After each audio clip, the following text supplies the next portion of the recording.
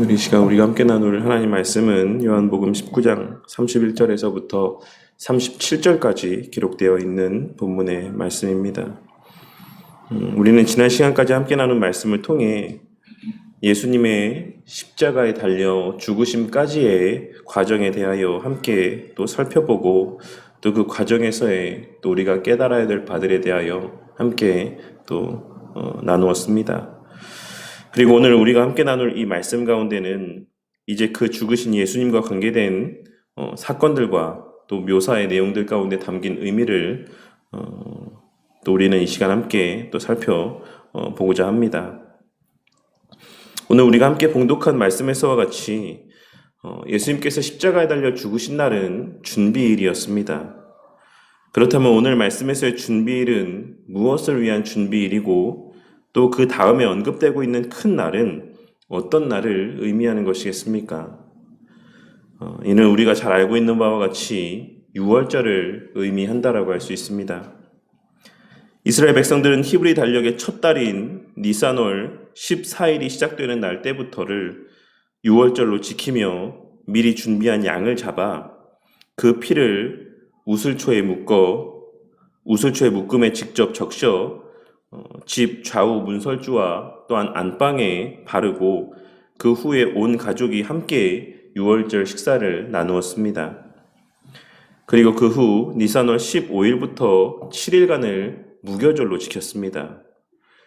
이스라엘 백성들에게 있어 모든 절개들이 다 중요하고 그 가운데 특별히 유월절, 초실절, 수장절 이 3대 절기가 더욱 특별하게 중요히 여겨지긴 했지만 그 중에서도 유월절이 모든 절기 가운데 가장 중요한 절기로 여겨졌습니다.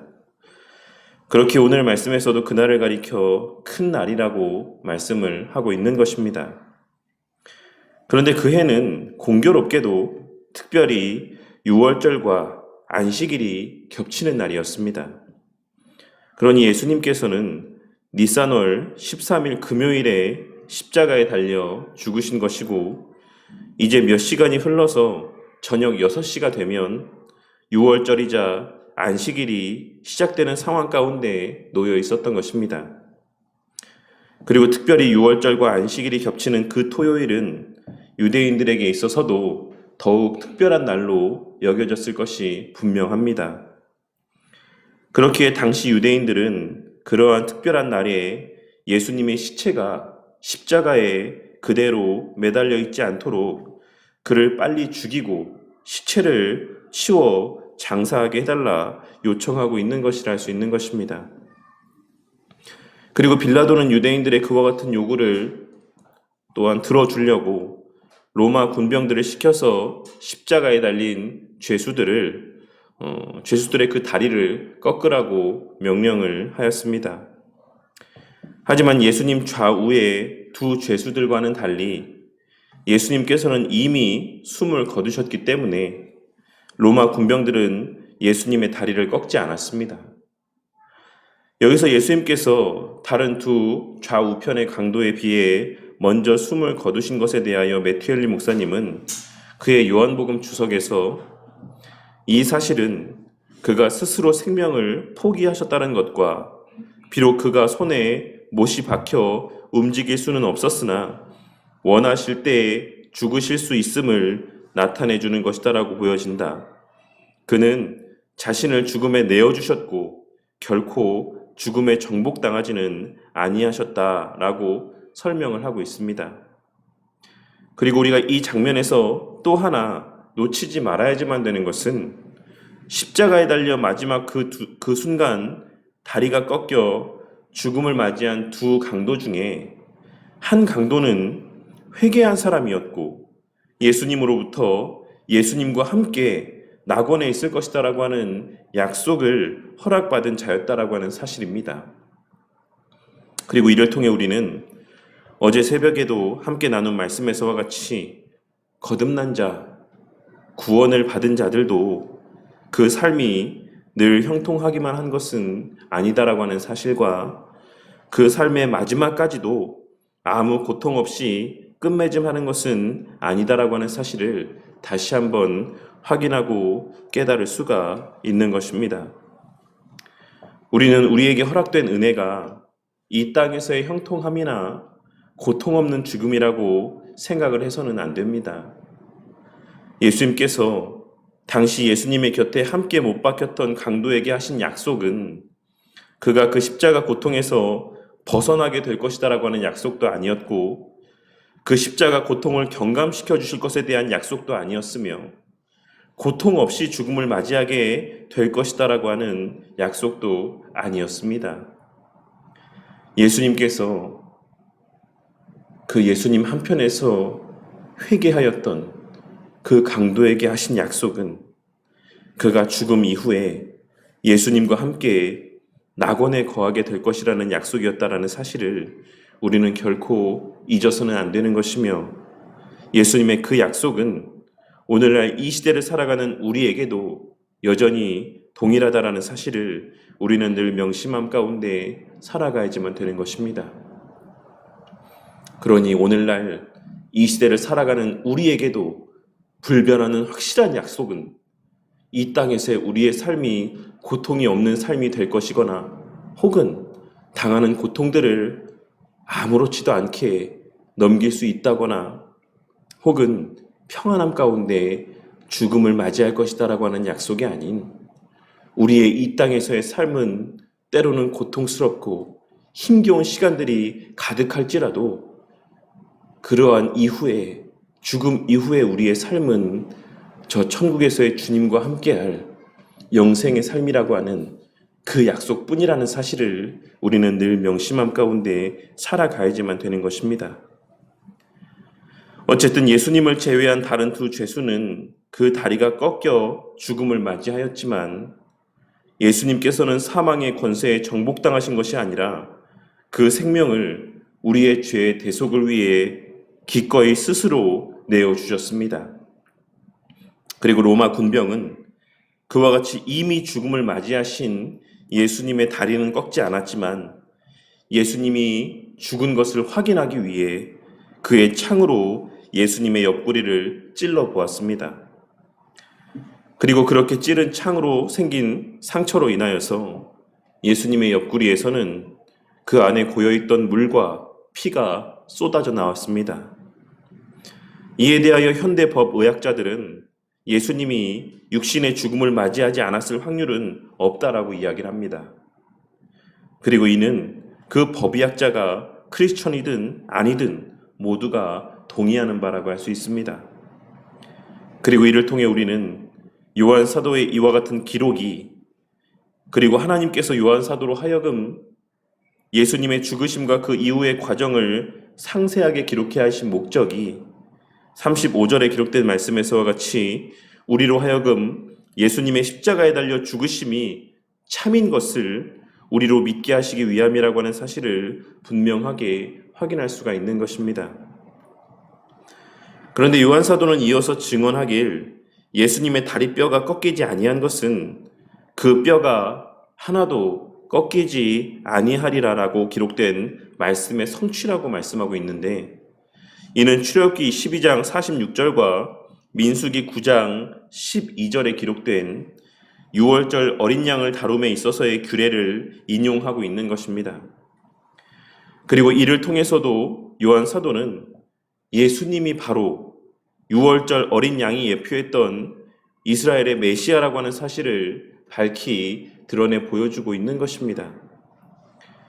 그리고 이후 37절에 기록된 말씀은 스가랴 12장 10절에 기록된 내가 다윗의 집과 예루살렘 주민에게 은총과 간구하는 심령을 부어주리니 그들이 그 찌른 바 그를 바라보고 그를 위하여 애통하기를 독자를 위하여 애통하듯 하며 그를 위하여 통곡하기를 장자를 위하여 통곡하듯 하리로다 라고 하는 말씀의 인용으로, 이를 통해서도 요한 사도는 예수님께서 당신의 택하신 자들을 위한 메시아이심을 드러내고 있는 동시에, 또한 이 십자가 대속의 사건이 이후 이 십자가 대속의 사건 아래에 거하는 자들로 하여금 어떠한 반응을 이끌어낼 것인지를 예언하고 있는 것이다라고도 할 수가 있는 것입니다.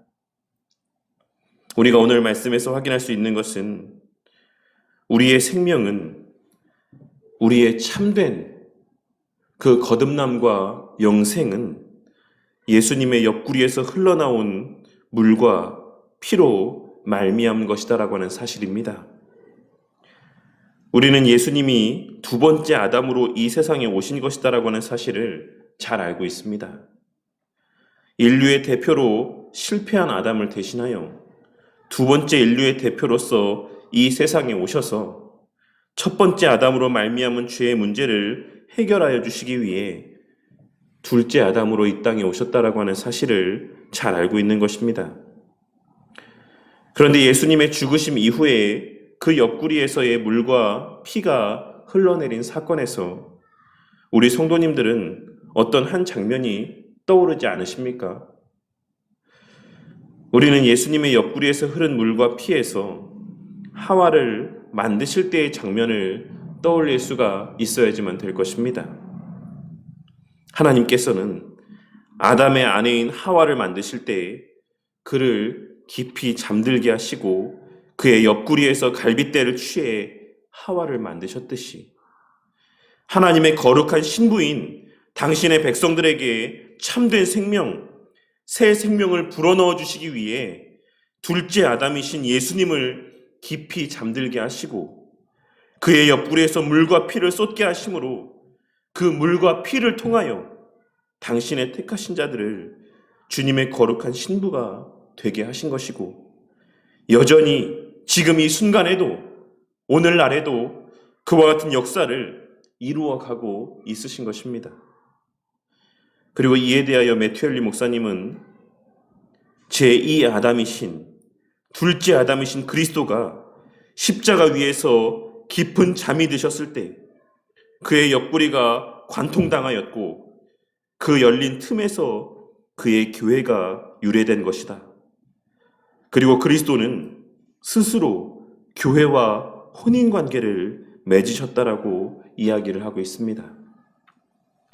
그리고 우리는 그와 관련된 교훈을 에베소서 5장에서의 바울 사도의 증언을 통하여서도 분명하게 확인할 수가 있는 것입니다. 하나님께서 태초에 아담의 옆구리에서 그의 아내인 하와를 만드셨듯이 하나님께서는 둘째 아담이신 예수님의 옆구리를 통하여서도 그 예수님의 참된 거룩한 신부인 주의 몸된 교회를 창조하셨다라고 할 수 있는 것입니다. 그렇다면 오늘 말씀에서의 예수님의 옆구리에서 흐른 물과 피는 무엇을 의미하는 것이겠습니까? 이에 대하여 칼빈 선생님은 그의 요한복음 주석에서 이는 그리스도께서 오시면서 진정한 속죄와 진정한 정결을 가져오셨다라고 하는 점을 강조하고 있다. 우리가 아는 대로 사죄, 의, 그리고 영혼의 순결은 제사와 정결 예식이라고 하는 두 가지 상징을 통해 율법에 예표되었다. 제사를 통해서 피는 죄를 속죄했으며 하나님의 진노를 풀어드리는 데 있어 지불된 대가였다. 그리고 정결 예식은 참된 청결의 상징이자 부정과 육신의 오점을 제거하는 수단이었다. 그러므로 신앙이 더 이상 이 초보적인 수단에 의존하지 않게 하는 뜻에서 요한은 그의 서신 제5장에서 이 두 은혜가 그리스도 안에서 성취되고 있다는 점을 선언하고 있다. 그리고 여기서는 단지 이 사실에 대한 눈에 보이는 상징을 제시하고 있을 뿐이다라고 설명하고 있습니다. 그러니 이를 통해 우리는 예수님의 옆구리에서 유래된 당신의 거룩한 신부는 예수님의 쏟으신 피로 말미암아 그 죄가 대속된 자들이고 예수님의 쏟으신 물로 말미암아 깨끗하여진 자, 그리고 또한 깨끗하게 여김받는 자, 그리고 깨끗하여져 갈 자들이라고 하는 사실을 오늘 말씀에서의 예수님의 죽으심의 모습을 통해 발견하고 깨달을 수 있는 것입니다.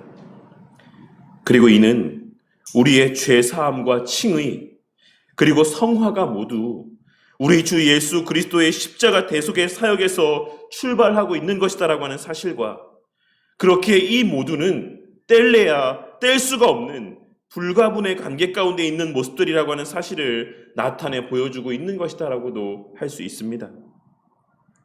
그리고 그러한 맥락에서 예수님께서는 지난 주일 우리가 함께 나눈 말씀에서도 언급했던 바와 같이 좋은 땅에 뿌려진 씨는 반드시 30배, 60배, 100배의 결실을 맺는다라고 말씀하셨던 것이고, 그 열매가 상징하는 회개와 하나님을 알고자 하는 열망이 없는 자들은, 그 삶에서의 거듭남 이후에 열매 맺는 모습이 없는 자들은, 성화되어져 가는 모습들이 없는 자들은, 행함이 없는 자들은 성령 하나님의 인도하심 가운데 살아가는 자들이 아닌 여전히 마귀의 권세 아래 살아가는 자들이라 말씀하신 것이라 할 수 있는 것입니다.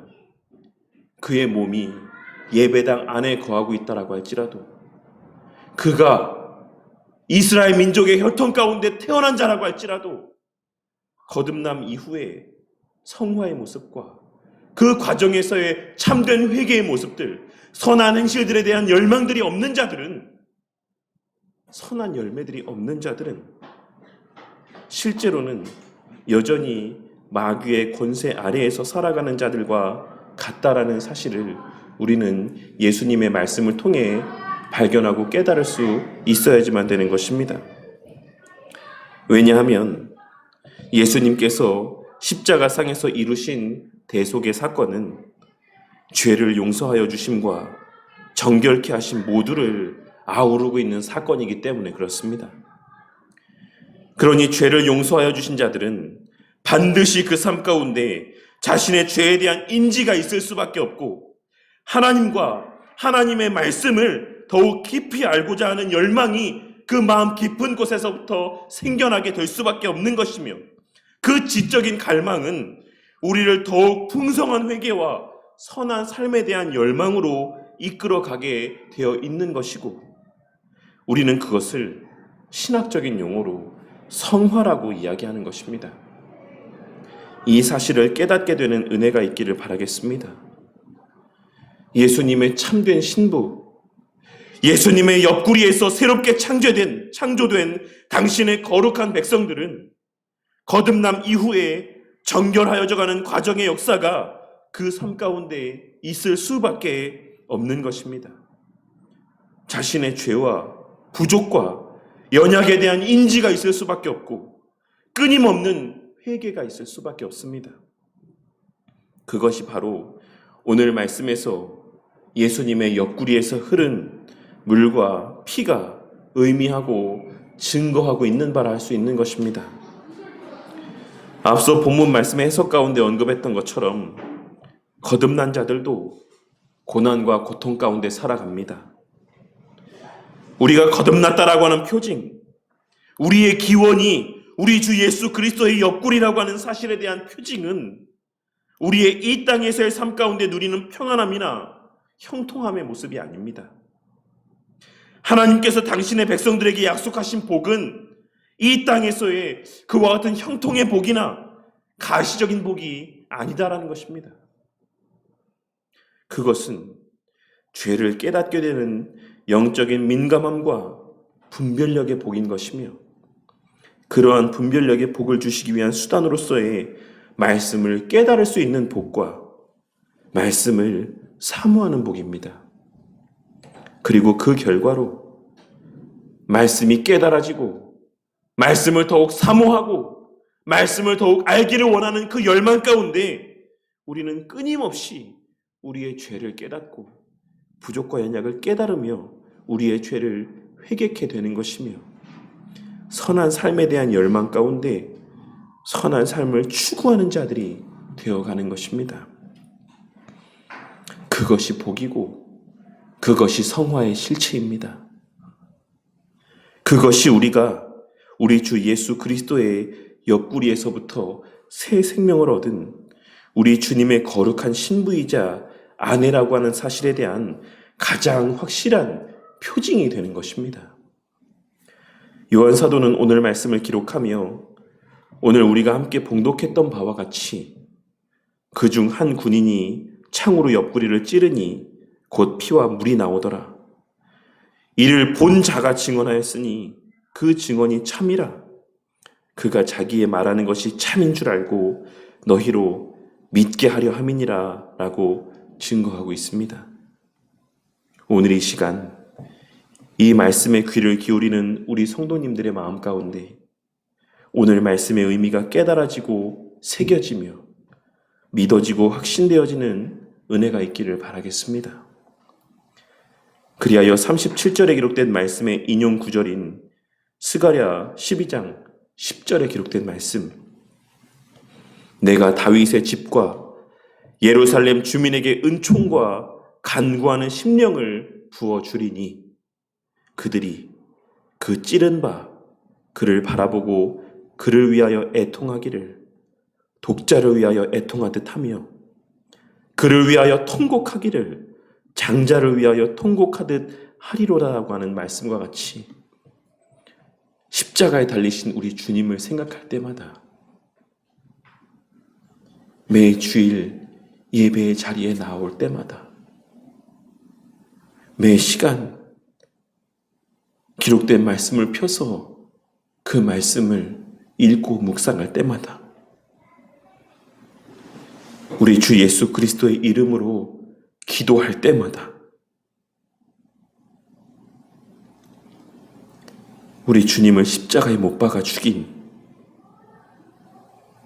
내 죄에 대한 애통함과 통곡함의 마음들이 가득하여지기를 바랍니다. 그리하여 날마다 더욱 겸손하여져 가고 우리 주님을 다시 그 십자가에 못 박지 않기 위해 죄를 멀리하기 위하여서 매일 발버둥 치는 삶을 살아가는 저와 우리 모두가 되기를 바라겠습니다. 그리고 무엇보다 우리를 그러한 자들이 되게 하여 주실 것에 대한 소망과 확신이 오늘 말씀에 실제로 벌어진 그 예수님의 죽으심의 사건으로 말미암아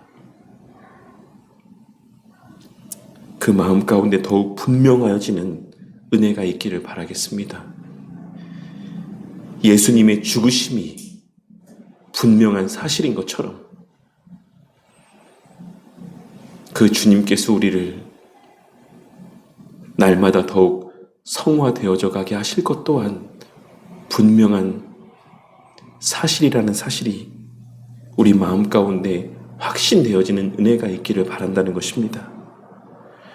그리하여 늘 우리 주님의 십자가 대속의 사역을 떠올리며 그러한 자들이 될 수 있게 하여 주시기를 위해 담대히 간구하는 자들이 되심으로 그 삶 속에서 주님 흘리신 물과 피의 효력이 더욱 강하게 역사되어지고 그로 말미암아 세월이 흘러갈수록 나이가 들어갈수록 우리의 주님과의 그 교제의 시간들이 더욱더 오랜 시간으로 흘러갈수록 우리의 받은 구원에 대한 확신과 그 받은 구원에 합당한 삶에 대한 열망이 함께 더욱 깊어져 가고 풍성하여져 가고 더욱 커져 가기를 주님의 이름으로 간절히 축원합니다.